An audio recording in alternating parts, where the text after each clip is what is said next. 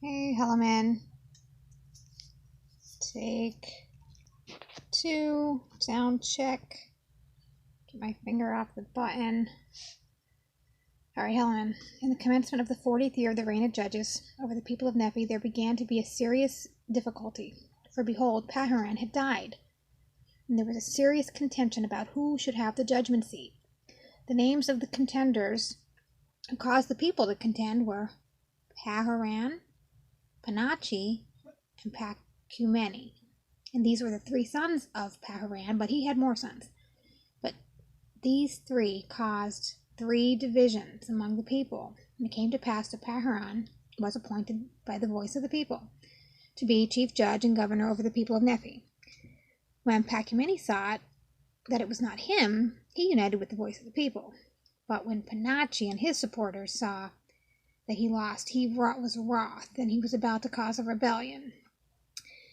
As he was about to do this, he was taken and tried according to the voice of the people and condemned to death, for he in his rebellion sought to destroy the liberty of the people. When his followers saw that he was condemned, they were angry. They sent one kishkumen to Pahoran and murdered him as he sat on the judgment seat. He was pursued by the servants of Pahoran, but he was too fast and no man could overtake him. He went back to those who sent him, and they all entered into a covenant, swearing by their everlasting Maker to keep it all silent. He was not known among the people of Nephi because he was in a disguise when he murdered Pahoran. So kishkumen and his people did mingle themselves among the people, and if they were discovered, they were condemned. Now pacumeni was appointed, according to the voice of the people, to be chief judge and governor. It was his right to reign instead of his brother. This was all done in the 40th year of the reign of the judges. In the 41st year, the Lamanites gathered together an innumerable army of men, armed with swords, mitres, bows, arrows, headplates, breastplates, and all manners of shields. They came down to pitch the battle against the Nephites, led by a man named Coriantum. He was a descendant of Zarahemla. He was a mighty man and a dissenter from the Nephites.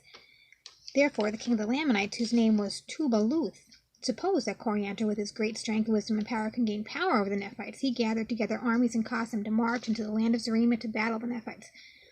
Now the land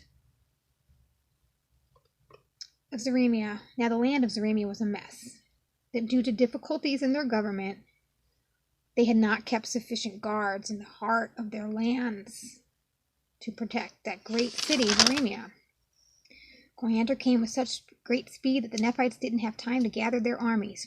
Coriantumr cut down the watch by the entrance of the city, marched into the city, slayed everybody who opposed them, and took possession of the whole city.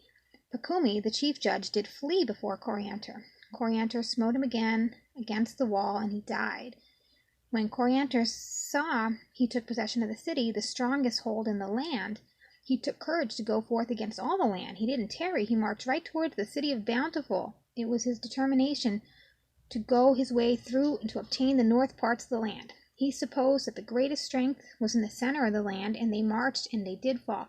But behold, the march to this great center gave moroniah a great advantage over them, for moroniah he guarded all the borders all around. But the Lamanites weren't frightened. They came to the center of the land, took the capital city of Zarahemla, slaying people with a great slaughter, taking possession of many cities and strongholds. But when moroniah found out, he sent Lehi with an army to cut them off before they get to the land of Bountiful.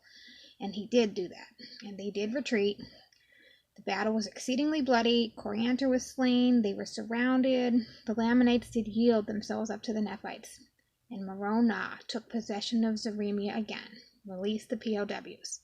Thus was the end of the 41st year of the reign of judges.